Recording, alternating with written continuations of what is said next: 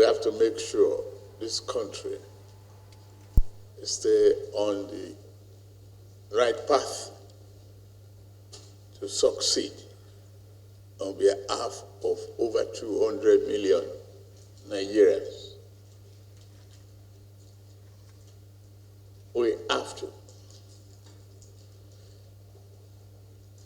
We willingly accepted the appointment. I accepted the mandate of the people. On behalf of delegated some of these powers to you to serve the country.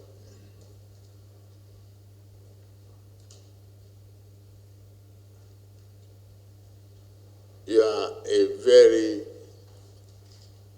lucky, respected few Nigerians among millions who enjoy the opportunity to show that Nigeria has what it takes to dig ourselves out of problems. We must find an homegrown re-engineering of our finances and manage our resources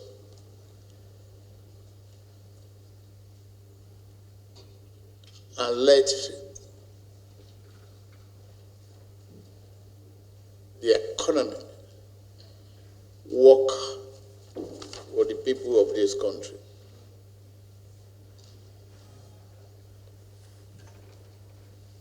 There are so many things that some of cynicals will say may be impossible.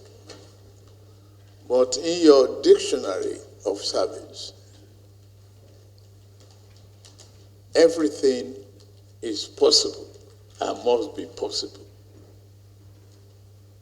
We have the talent, you have the level of intellectual capacity to turn this country around. You and I know that, yes, the expectation is high, and there's a tough time right now. We must work hard, commit ourselves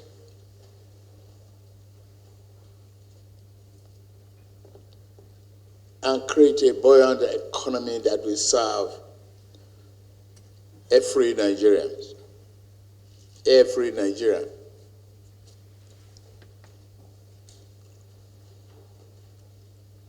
We have from unemployment that is a level that is not acceptable. We are threatened by climate changes.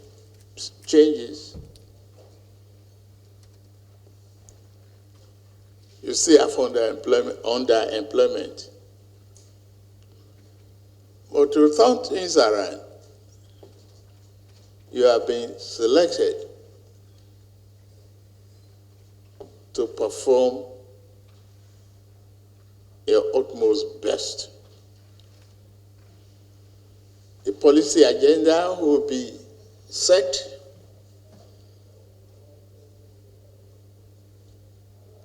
to reform the economy to deliver sustainable and inclusive growth, strengthen national security for peace and prosperity. Without security, there can be no investment. Yes, it's true. There's investment, and it's cowardly. They will not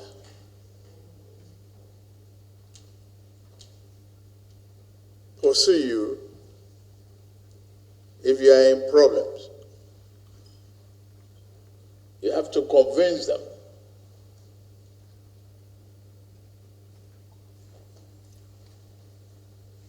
And the time is now to do that. And you look around the world,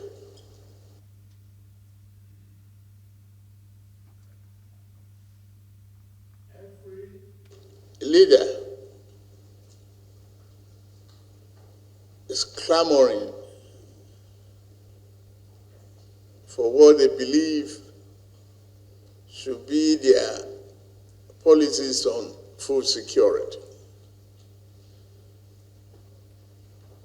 We have declared state of emergency. What is your goal? Every one of you is a member of this team. Every one of you. No partitioning. We can do whatever we want on the assignment of responsibility. But all depends on you that if you stay focused, we all will arrive at a better destination and the country will be better off for it. We must unlock the energy and natural resources of this country. We must start to produce for ourselves, dig ourselves out of the hole, focus on education, healthcare, make social investment that is essential for the development of our people.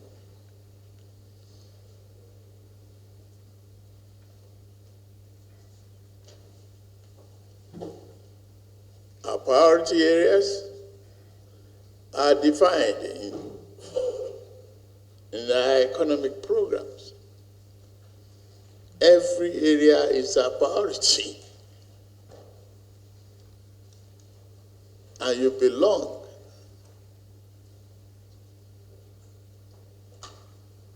in the driver's position to realize and make that priority a fulfilling promise to the entire nation and the continent of Africa. We must achieve the economic growth that is expected of us. We must feed our people. We must leverage on what we have.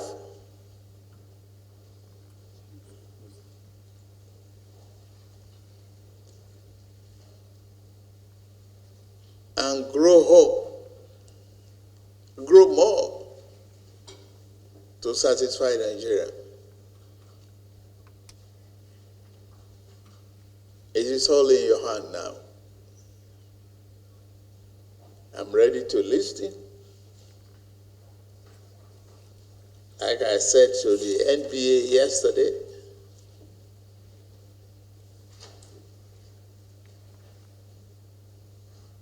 I'm ready, even for corrections.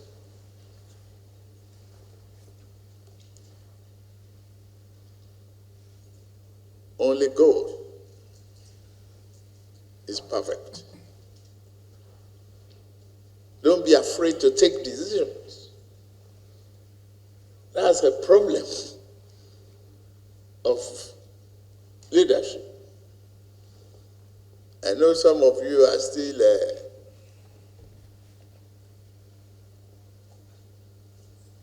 looking for offices. I believe SGF and Chief of Staff and Head of Service will work as a team to settle you down quickly.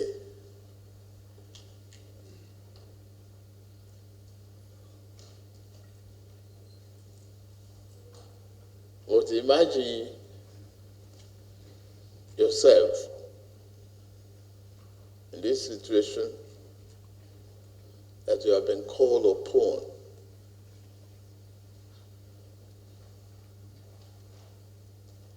to fetch water from a dry well.